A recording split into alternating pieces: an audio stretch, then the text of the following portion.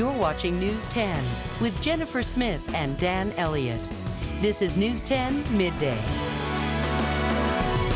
And hello there. Thanks for joining us today for News 10 Midday. I'm Dan Elliott. And I'm Jonathan Mumm. Jennifer Smith will be here tonight on News 10. It's Thursday, June 23rd, and on today's edition of News 10 Midday, information on a new way for diabetics to administer insulin. Also, the Fair Oaks Renaissance Tutor Fair opens this weekend. We'll have a preview of sorts. Plus, Big Brothers Big Sisters of Greater Sacramento is looking for you to help bring magic into a child's life. And then another good reason to avoid the summer sun, preventing and reducing facial vessels. And on Cooking with Midday, we're getting ready for your 4th of July and summer barbecues with Toto and Poco. First, though, today's top stories. Federal agents raided more than 20 homes, businesses, and medical marijuana clubs in Northern California on Wednesday after a 2.5-year investigation into what they say was a marijuana trafficking ring.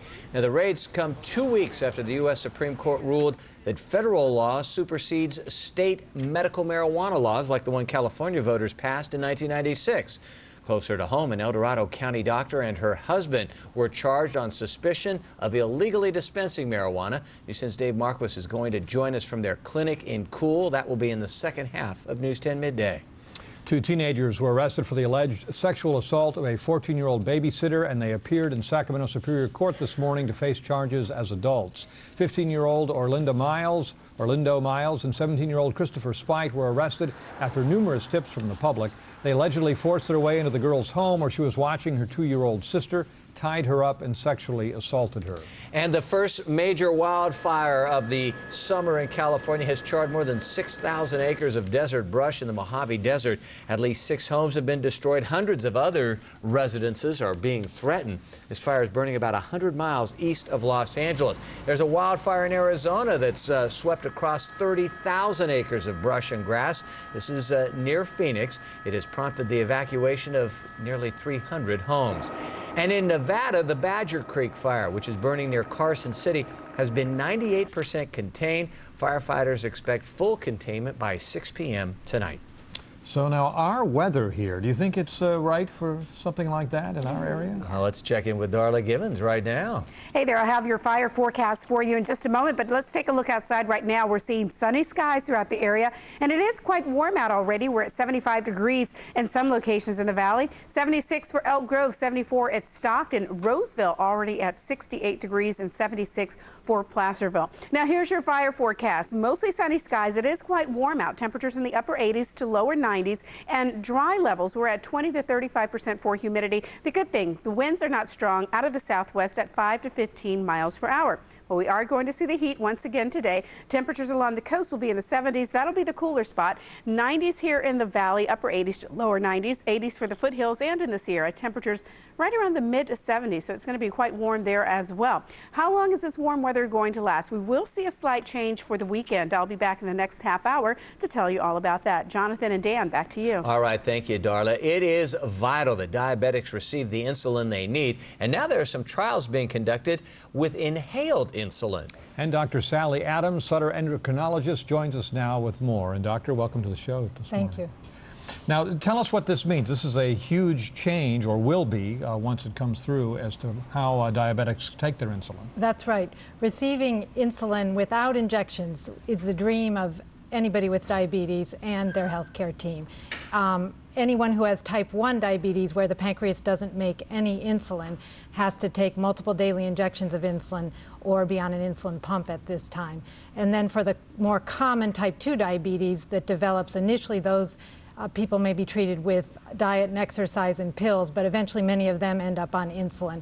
And having to take the injections is a huge barrier and is a problem. So any way we could find to give insulin without the injections would be just great. So, what stage are we at right now? Because we're talking about clinical trials, so is this FDA approved, or?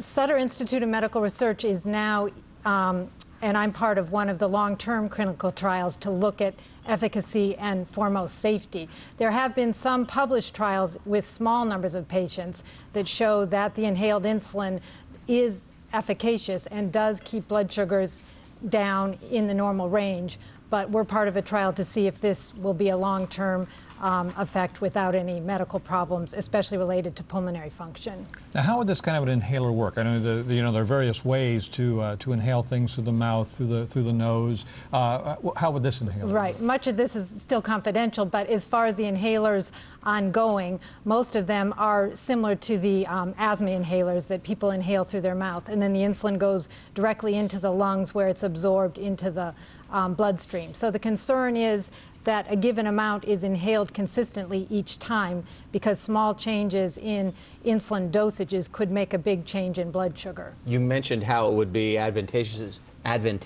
to have this rather than have to inject it. Are you talking about kids or all patients? Is there a reluctance to administer insulin because it hurts? Right now, the needles for injecting insulin are so small that that's not a huge factor once people learn how to do it. But still, most of the kids have type 1 diabetes, which is the quick onset one, although with our lifestyle changes, type 2 diabetes is becoming more common in kids. But adults also, as the kids with insulin requiring diabetes become adults, they still need insulin, and then the adults who end up on insulin still have to do the injections. So, and once they get used to it, they can do it, but still nobody likes the thought of having to go on insulin injections, and there's still a huge psychological barrier to that. Now, do you have any timetable yet on when we might actually see this? The current study that we're involved in has been extended for 2 more years. So the good news for that is at least the preliminary data is positive, but they're still looking for long-term safety and efficacy results. Now, we talked about it as we got ready for this interview. The progress being made in battling diabetes is substantial, but the number of cases just seems to grow and grow. We don't really understand why that's happening. For the type 1 diabetes, which is autoimmune, something gets in the system and irritates the islet cells which make insulin. And autoimmune diseases in general are increasing. So that's why we're seeing more of the insulin requiring diabetes. And then as far as the type 2 diabetes with insulin resistance, our lifestyle without much exercise and our high caloric diet is really aggravating type 2 diabetes, which starts as insulin resistance, but those people become insulin deficient over time and then often need insulin injections. The hope for those people would be with the inhaler, they'd be willing to start insulin sooner, because right now, especially the adults don't like to go on insulin. Right, right. Well, thank you very much, doctor. Very interesting. We'll have to keep our eye on that. And if you want more information on the Sutter clinical trials, you can call 916-733-8930. Dr. Sally Adams, again, thank you very much. Thanks. Good luck. Still ahead on News 10 Midday, Big Brothers Big Sisters of Greater Sacramento provides wonderful opportunities for young boys and girls. And now, this great organization is asking for your help. But first, step back in time with the 19th annual Fair Oaks Renaissance Tutor Fair. News 10 Midday will be right back.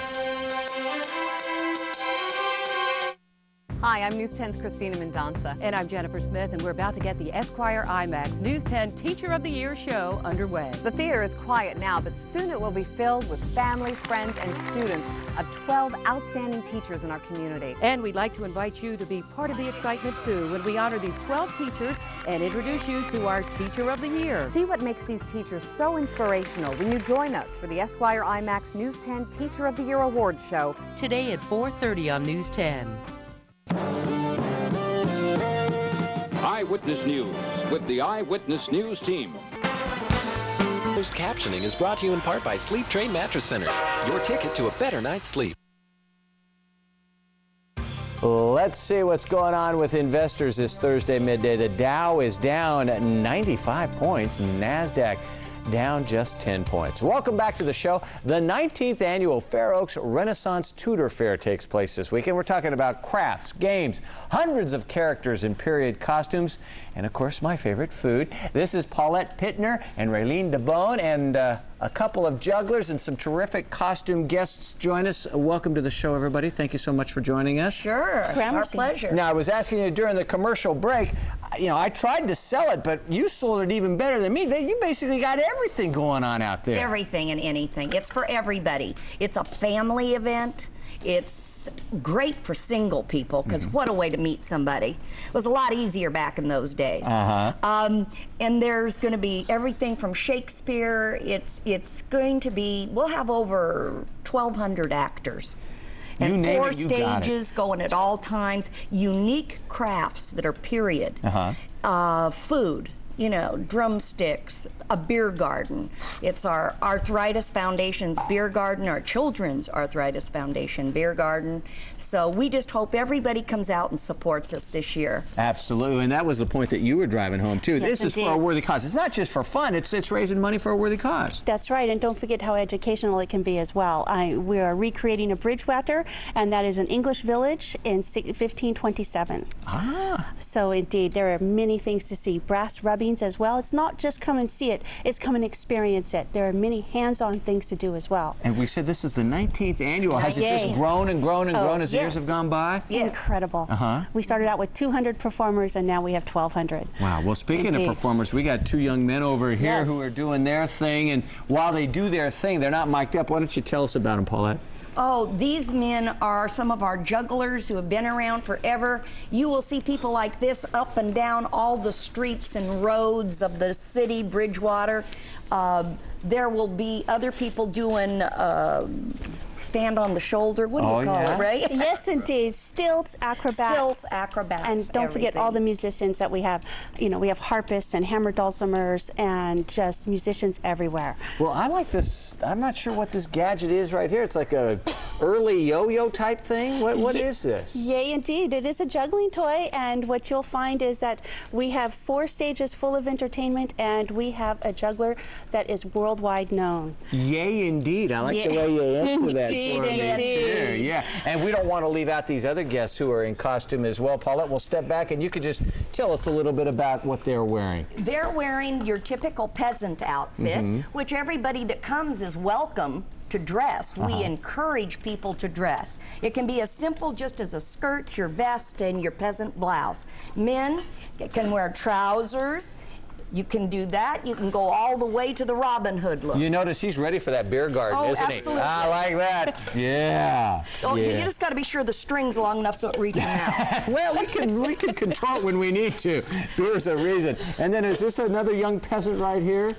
Indeed, indeed, and this one has an Irish clothes on, and so we have visitors. Bridgewater is a seaport, and we have visitors from all over. We have the Irish, and we have the Italians, and then we have Ottoman traders. So everyone has traveled to our fair shire because His Majesty King Henry VIII is going to be there, and everyone wants to see him. Watch your heads, everybody. Yay, indeed. Yeah, Henry VIII's around there. So we have some many fine Irish folk here with us today, and then one of our fine jugglers, he's from Scotland. Is that right? Indeed, he did come down from the hills, and there he is. You got that down. I could just sit here and listen to you talk, Ray. So then come on down this weekend, and you'll see not only I, but there are 1,200 other people who speak just like me. Man, it is the 19th annual Fair Oaks Renaissance Tutor Fair. It takes place this weekend, 10 a.m. to 6 p.m. both days.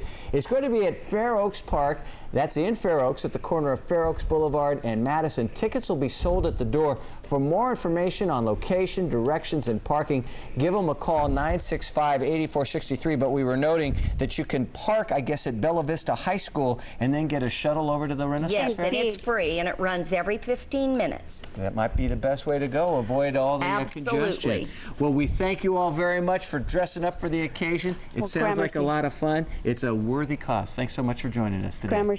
Thank you, Dan. Indeed. What are you saying? Gramercy. Gramercy. Okay. Yes, indeed. That's good. She's good.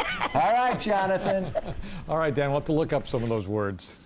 Well, Big Brothers and Big Sisters of Greater Sacramento provides one-to-one friendships of boys 8 to 15 and girls 7 to 15. It's about sharing simple, magical moments with a child, but in order for that sharing to be possible, there have to be enough bigs to share with the littles. Well, Casey Hayden and Carlo Chavez join us now with more. And Casey, I guess you're the big. I'm the big. And you're the little, huh?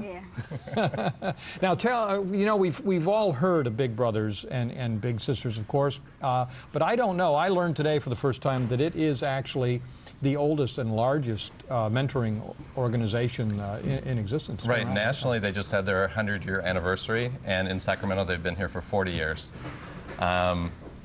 And it's basically just matched between, like, 2 guys and 2 girls. And actually, with the boys now, since there's so many in the program, they have big sisters with little brothers. Oh, They match them through. Right now, there's about 216 matches in the program, and there's about 70 children on the waiting list, about 50 boys and 20 girls. And something they just started that they're really excited about is they're doing a school-based match where somebody goes to the child's school for an hour a week, tutor them, have lunch with them, whatever. They're doing it at the David Lubin School on M Street in East Sacramento. Oh. So they're looking for people for that. There's about 20 children waiting for that. It's a great program. Lots of fun. Lots of fun, right? Well, now tell me, what does it really entail? What do you have to do in order to become part of it? And once you are part of it, what is it that you do? Well, they interview you so you get the best match, interest-wise, age-wise, geographically, the whole bit. We meet about once a week. You can do it every 2 weeks if you'd like. And it runs the gamut. We've taken golf lessons together, tennis lessons. We went to Disneyland a few years ago. Yeah.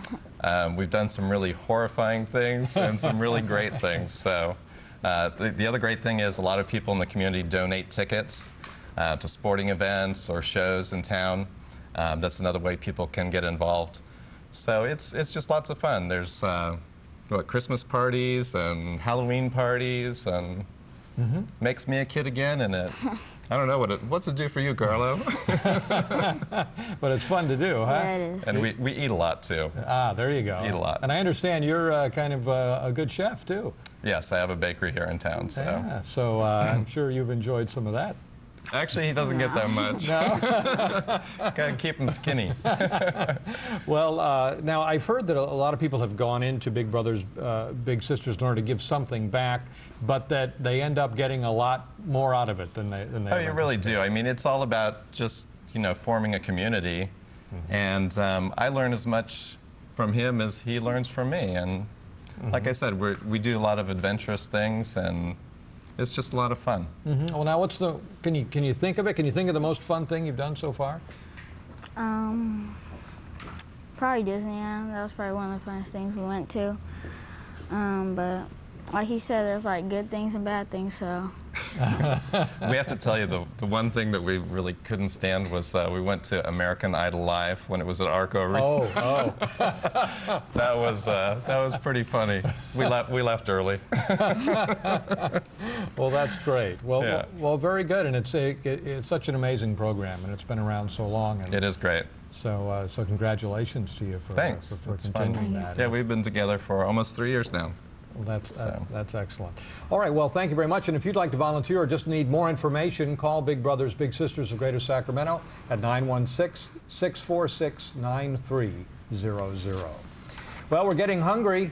Dan's always ready to eat, as I'm sure you know. And when we return, we're going to be cooking with Midday, getting ready for 4th of July barbecues. News 10 Midday. We'll be right back. Reading and summer fun. Hi, I'm News 10's Melissa Crowley, inviting kids to join the Sacramento Public Library's Super Readers Superheroes Reading Club. Kids 12 and under go to any Sacramento Public Library branch and have a blast. Now through August 13th, children can read, see magicians, puppeteers, and live animals. There's a whole bunch in store. Kids will even have a chance to read and earn special prizes. Check out news10.net for a complete list of programs and locations. It's the Sacramento Public Library Summer Reading Club. Come on and read today. You're watching News 10, celebrating 50 years committed to news and connected to our community. Welcome back. It is time for Cooking with Midday, and today we're going to get you ready for a 4th of July barbecue with Marie Mertz from Toto and Poco in Elk Grove, and Isabella's in downtown Sacramento. Nice to see you, Marie. Thank you for having me here. And basically what we're doing today is we've already got the barbecue stuff, but you're going to give us some ideas for some side dishes to go to the barbecue. That's correct. You know what? A lot of people know how to do the barbecues. They have their favorite recipes, their favorite barbecue thing, but I'm going to give you some options to do, like some things that one of my favorite side dishes is a potato salad. It's a Mediterranean potato salad. It's a little bit different than your traditional salad. Well, I always get scared because potato salad, you get the mayonnaise on there. It's out in the sun for a long time. Yes, and you need to be concerned about food sanitation. We don't want to make our family sick. So this is a good alternative because it's potatoes that have been boiled. We use olive oil, which is healthy. We're using sun-dried tomatoes. Oh, yeah. As many as you want. We're doing Parmesan cheese. We're doing crumble blue cheese. Oh, yeah. We're doing fresh mint, olives, and of course, lots of garlic for flavor. I got different kind of onions, chopped and also sliced. Got oregano because it's a Mediterranean salad. We got Italian seasoning, little bit of pepper. And this is no recipe exactly because you can do it by taste and according to whatever you're serving. I like a lot of mint, so I'm gonna put a little bit more. That mint and smells great. to touch it up, my favorite dressing, balsamic vinegar, which is healthy, and you can leave it in the room temperature or outdoors for 2 hours. That You know, sounds good no to me. problem. Yeah, I always recommend people when doing barbecues, especially in 4th of July, you don't want to crowd the emergency rooms. No. You know, cook your chicken truly, carry it up in a big bucket with ice. If you have food outdoors, don't keep it longer than 2 hours because it's too hot. And room temperature, the health sanitation saves 4 hours. So this salad is done, easy and simple. And I will be dishing up some of that in a minute, but I want to let you get to some of the other items Yes, too. actually here we have a pasta salad. We previously cooked it, but it's just penne pasta, your favorite pesto. We do peas, a little bit of Parmesan cheese, olive oil, and of course lots of mint. We do sunflower seeds, and it looks beautiful and simple to serve. The mint just gives you such a nice aroma, doesn't it? Yes, and I like cilantro, so I'm going to add a little bit in there. Why not? Why not? And then you were talking about, is this a corn salsa? This is a corn salsa, which is fantastic. You can use it at Mexican food, on the barbecue. You can do it anything you want. And we start with some corn. Yeah. And I have back here already mixed together some just basic Mexican ingredients. We have onions, we have tomatoes, and lots of cilantro. Yeah. I have roasted jalapeno peppers for more flavor. Okay. Which we cut, we had them already chopped it up. Okay. And I have more cilantro. And we're gonna put all the peppers because I like it a little spicy. Give it a kick, why not? And we also need a little bit of jalapeno peppers and vinegar. Ah. And simple. A little bit of salt spices. and pepper, a little bit of garlic. I got also more onions. And I'm gonna put my basic ingredient, olive oil. Man. It smells great, right? It smells fabulous. You can also put some lemons. Or lime. Or lime, anything you have, and home. And this is ready to go. Well, stir that up, and then as you're doing that, we got to talk about the three main dishes that you brought here. Actually, today I have chicken on a barbecue sauce. I have a steak just with olive oil and rosemary, and then we have ahi tuna. Whoa. Yeah, it's a good option. You know, people don't think about ahi tuna for a barbecue date. It's healthy. If you want to keep into the healthy thing, you know, I have a plate for you. Look at this, Jonathan. Did she bring the right plate for me? Yeah, yeah. I like this plate. Take a little bit of potato salads for you. Yeah, no, that's good. I got to leave room for this other stuff yes, too. And what would you like to have? You want chicken? You know what? Let me try this piece of chicken right here. Okay. Let me try. I hear you eat a lot, so what do you want a little piece? Well, I'm gonna have a little piece of ahi, and then a little piece of steak. And, so the rumors are true, huh? There's no rumor. There's no rumor. I broadcast it all the time. And there you go. Decorate that. And we're ready to go. And I hope that everybody have a happy 4th of July and safe. Remember that the food is good to eat, but we have to take care of the food really well. You are absolutely right. Will you tell everybody where Toto and Poco and Isabella's are? Yes, actually, we're located on 9080 on Laguna Main Street Plaza, right across Apple Computer and Old Grove. That's where Toto and Poco is. And then Isabella's? 1119 21st Street inside the Club 21, right here in downtown Sacramento. And thank you for having us. Our pleasure. And the neat thing about Toto and Poco, because we live down in that area, you can go in there. You know how sometimes you go out to eat? What do you want? You want Mexican food? You want Italian food? You can't make up your mind? You go there, you can have either one. We even have barbecue. See? So come and check us out. We've got it all. Marie Mertz from Toto and Poco and Isabella's. I'm going to have a great lunch today. Jonathan, take it away. All right, thanks, Dan. It smells awfully good. Well, 2 El Dorado County medical marijuana activists arrested on several drugs-related charges returned to their clinic in Cool. News 10's Dave Marquis joins us live from the clinic coming up on News 10 Midday. And hundreds of people are forced from their homes as wildfires race across Nevada, California, and Arizona. News 10 Midday will be right back. News10.net 7-day forecast is presented by Cache Creek Casino Resort, where winning is everything. Why start your day with News 10 Good Morning? What happens here stays here. Promise. Well. It's a good feeling to start the day out with friends. Good morning, everybody. Good morning. The weather and traffic on the 10s. Forecast tomorrow. We'll certainly keep you posted. All the news to start the day. Careful as the rivers rise, the warnings are going out. In this News, weather, and traffic on the 10s, and great people. I'm so happy. So spend some time with us. You'll see. News 10 Good Morning, weekdays on News 10. It's a little bit of Shakespeare for this week's Free Friday. Also, we'll look back at Game 7 of the NBA Finals and, of course, weather and traffic on the 10s. On News 10, good morning.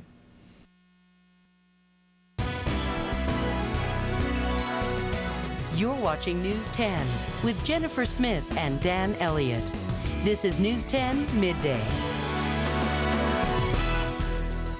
A series of raids shuts down medical marijuana clubs in Northern California and results in the arrest of an El Dorado County doctor and her husband.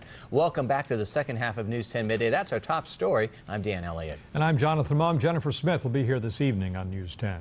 Well, federal agents raided more than 20 homes, businesses, and medical marijuana clubs in San Francisco yesterday after a 2.5-year investigation into what they say was a marijuana trafficking ring.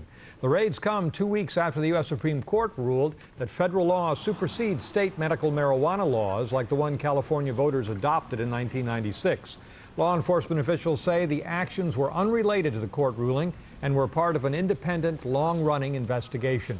And in El Dorado County, a doctor and her husband were charged on suspicion of illegally dispensing marijuana.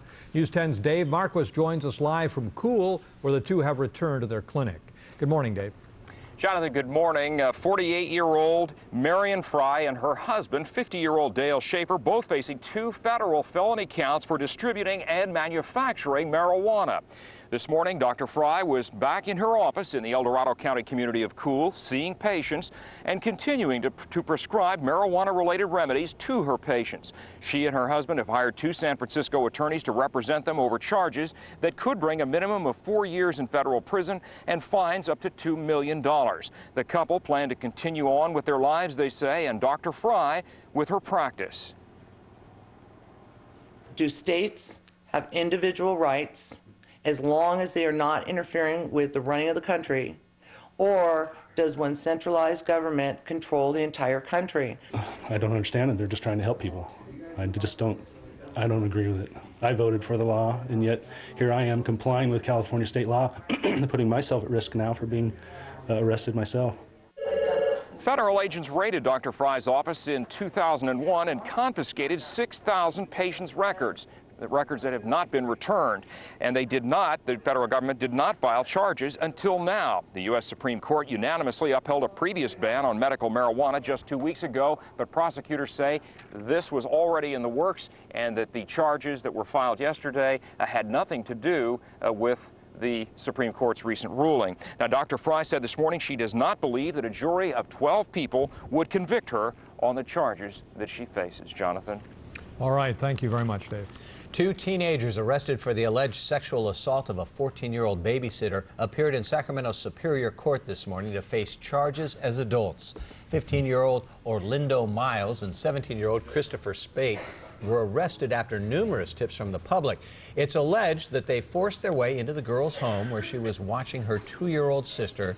It's alleged that they tied her up and sexually assaulted her. She was able to call police. Stockton police are investigating a homicide today. A body was found late Wednesday by a passerby in the Smith Canal near Interstate 5. Police say the person was killed, but they're not saying how or how long the man's body had been in the water. Detectives are looking for witnesses who may have seen something suspicious. A 15-year-old Stockton boy is in police custody after police say he brought a gun to school and threatened to shoot a teacher and a student. The boy was apparently riding his bike on the campus of August Knott Elementary School Wednesday morning. A staff member told him to walk the bike, and that's when it's alleged that he swore at the staff member and brandished a handgun at her. She called police. The school was locked down. The boy then rode away. Earlier this week, according to police, the teen made threats to use a gun at school. Well, through this investigation, that information was brought to us that he, in fact, was planning to come to school today or in the near future to shoot a teacher as well as a student.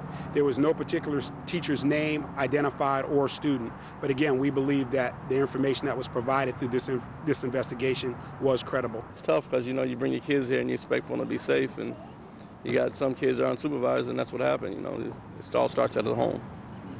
So it's a difficult situation. Now, this is the notice that was sent home with students explaining what happened and the fact that no one was hurt. The teen was found a short time later at his home. He was taken into custody, even though a gun was never found. Police say the teen had been suspended recently for discipline problems. Staff members were told not to approach the teen if he came back on campus, but apparently this particular staff member didn't recognize him. He is being held in juvenile hall on weapons charges and for making terrorist threats. Well, the chief of the Sacramento Metro Fire District is stepping down. Chief Rick Martinez announced his departure Wednesday night at the district board meeting. Martinez has 30 years of service, first with the Sac City Fire Department, then 10 years as fire chief for Sacramento Metro. He survived an attempt last year to fire him. Now Chief Martinez says it's time to move on. I'm a bit sad and I'm a bit nervous about what the future holds for me because I've been doing this so long, but I think in the long run it's going to really be good for the district. I think it's going to be good for me personally.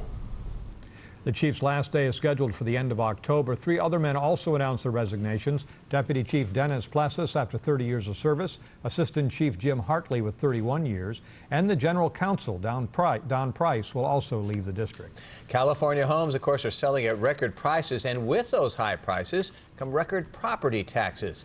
Counties are taking in millions of dollars more than what they did just 5 years ago. So you might think that all the talk about budget problems will go away, but that's not the case. Many counties, like Yolo, say they're broke, even though in Yolo's case, they have had a 16% increase in tax revenue, or about $1 million more. New homeowners who commonly face tax bills in the $5,000 to $8,000 range don't understand why the county still needs to make cuts.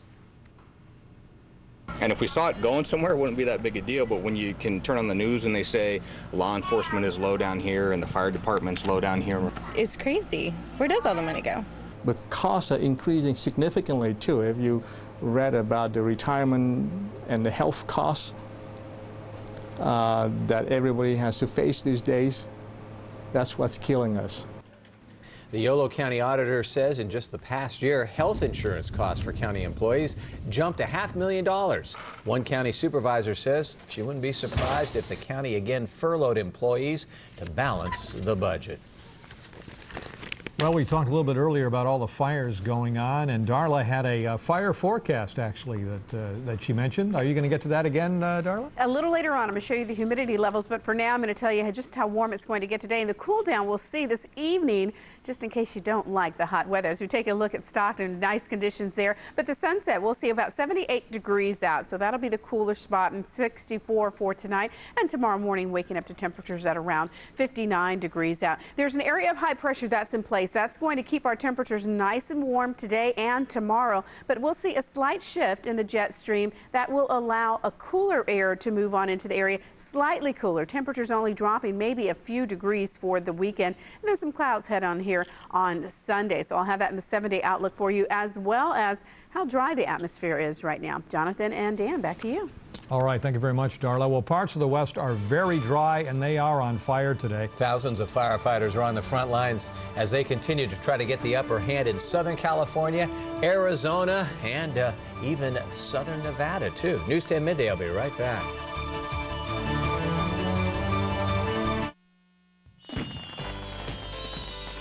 Get out your red, white, and blue. It's time to celebrate. I'm News 10 meteorologist Monica Woods, inviting you to a spectacular 4th of July at Cal Expo. Hi, we're Pat and Tom from KNCI. Come on out to Cal Expo for an evening of fun. You can win lots of cool stuff with News 10, Cal Expo, and KNCI. There'll be music, food, family fun, and awesome fireworks. Best of all, it's free. Gates open at 6 p.m. Celebrate July 4th at Cal Expo with KNCI and News 10. See you there.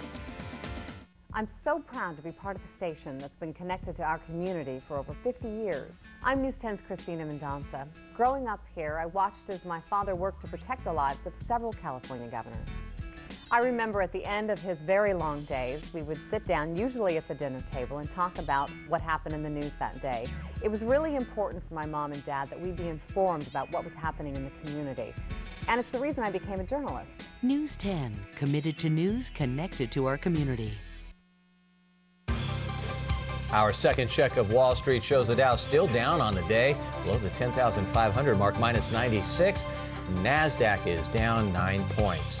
Wildfire season is here in the West. Firefighters are already battling several major blazes, raging through thousands of acres in California and Arizona. Alex Stone reports on the progress.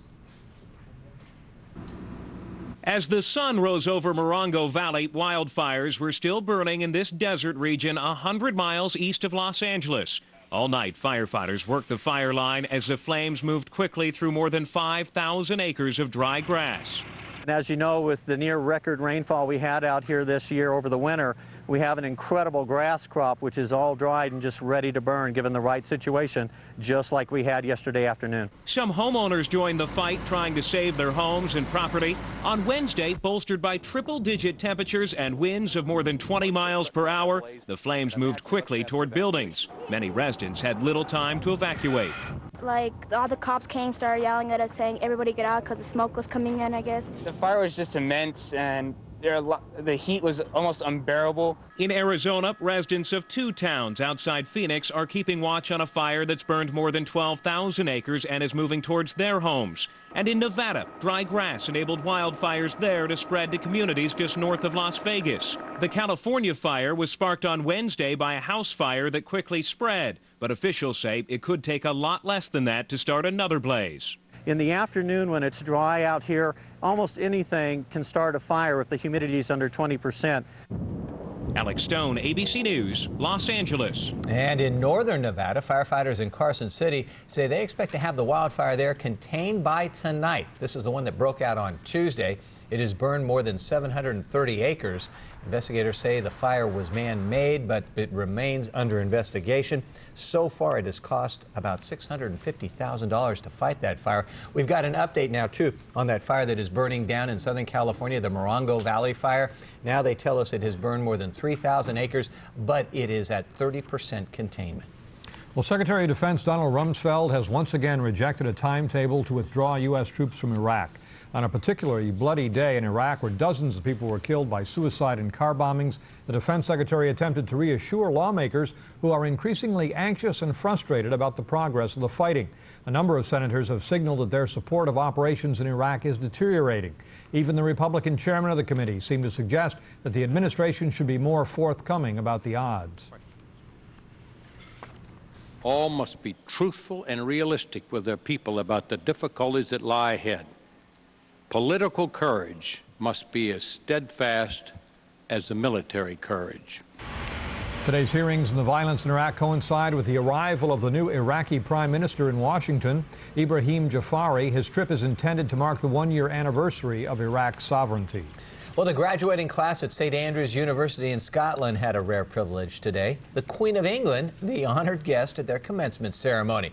She, of course, was there to watch her grandson, Prince William, take his undergraduate degree. For 4 years, William has enjoyed the sheltered existence of university life, pretty much protected from the public eye and the paparazzi. The prince graduated with high honors, receiving his degree in geography. Now William is stepping into a new limelight. It's basically open season for the press. The world will be watching to see if William follows in his mother's footsteps, what career he may choose, and most of all, who will win his heart.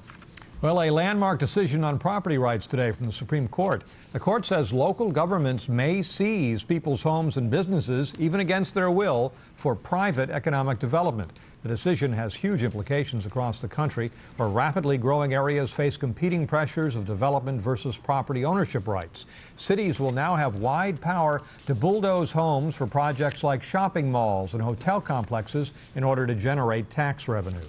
Still ahead on News 10 Midday. We tell you this over and over. We have the experts tell you this over and over. Sunscreen is very important, not only to prevent sunburns and skin cancer, but also to keep facial vessels from forming. Dr. Suzanne Kilmer from the Laser and Skin Surgery Center joins us next on News 10 Midday. You're watching News 10, celebrating 50 years committed to news and connected to our community.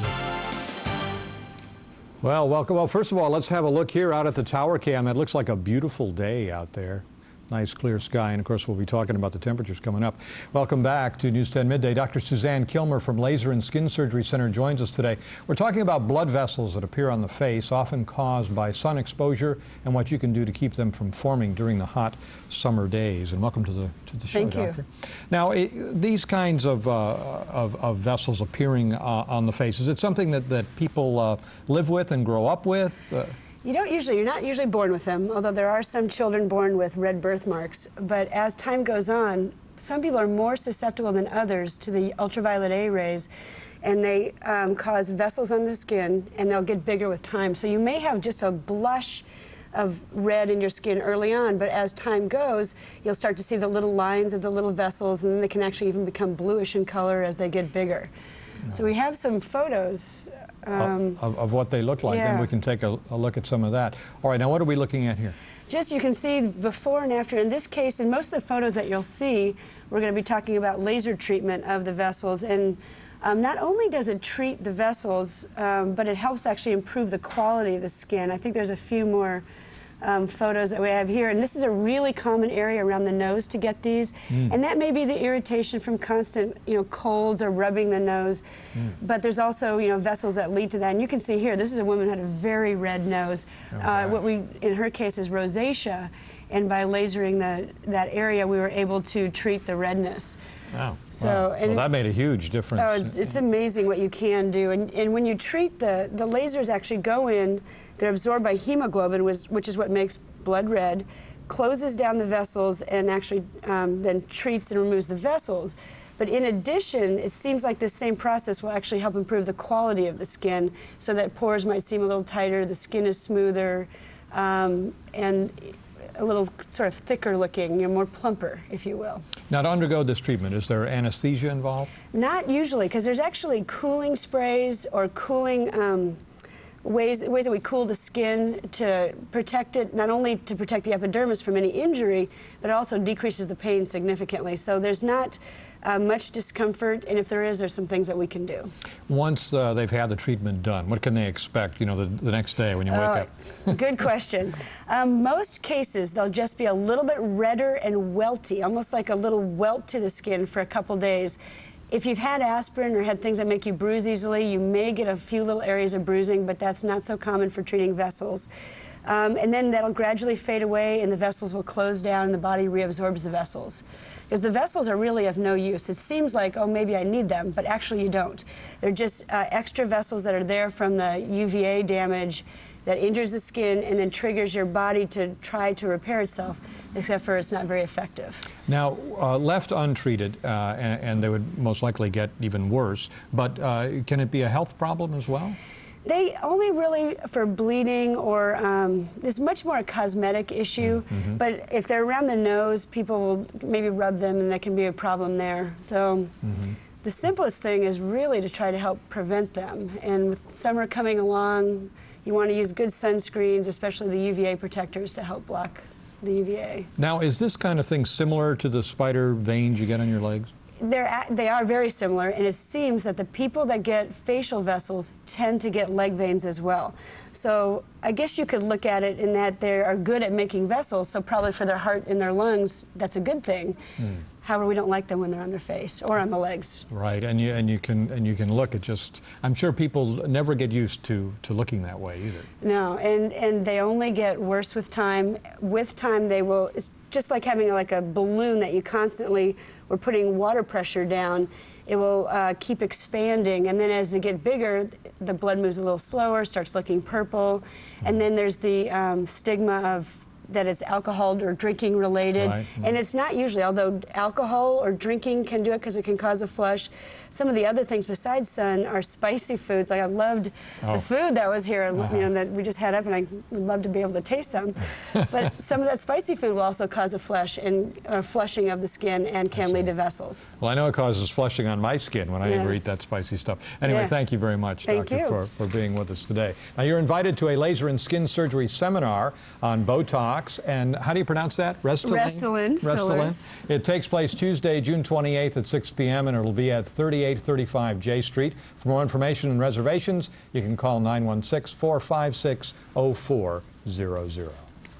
All right. Thank you very much, Doctor. Thank you. Dan, back to you. All right, it's feeling a lot like summer, which is good because it actually is summer. But how long can we expect the increasing temperatures? Meteorologist Darla Givens will join us next with a complete forecast. You're watching News 10 Midday.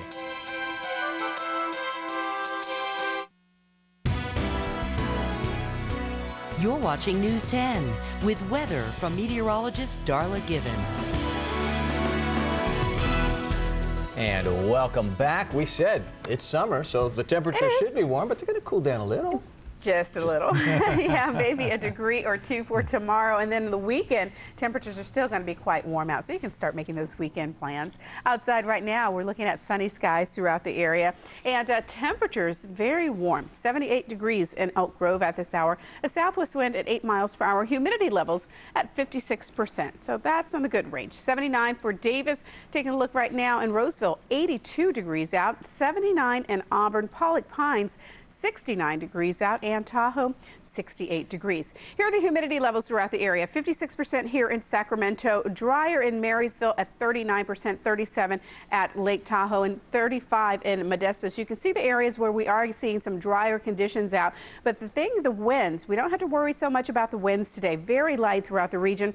3 miles per hour for Sacramento, a little stronger in Modesto at 8 miles per hour. But the winds we'll see today to around 10 miles per hour, except for the Coastal Valley and Delta. Fairfield, we'll see winds to around 15 miles per hour, as well as the San Francisco area. This high still in place. It's going to keep temperatures nice and warm for us today and tomorrow, but we'll start to see a shift. We're going to get that onshore flow picking up again. It's going to bring in slightly cooler air, but not much cooler. We'll see temperatures dropping off maybe a degree or two, and then by Sunday we'll have some more clouds moving in, and we'll be a little muggy out. We'll see temperatures still in the lower to mid 80s in the valley.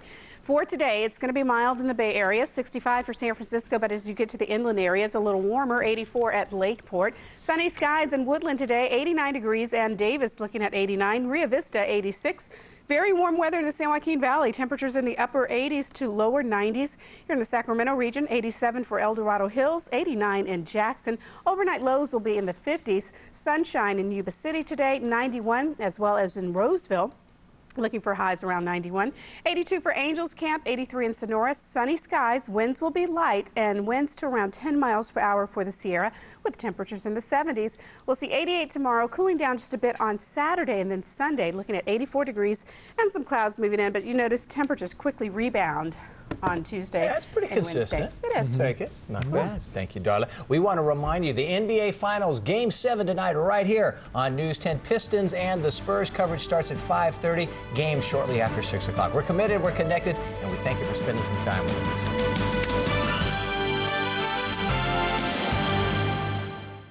Hi, I'm News 10's Melissa Crowley with something exciting and new from News10.net, Traffic on Demand webcast. News10.net keeps making it easier and cooler for you to get traffic. Before you leave work, you're going to want to see about conditions on eastbound 50. During rush hour, log on and get constantly updated traffic webcasts from the News 10 traffic team. We're going to get you caught up with our Central Valley commute. Traffic literally stop and go. Reports like on television made for the web. News 10's Traffic on Demand webcast, only on News10.net. Happy 50th birthday, News 10.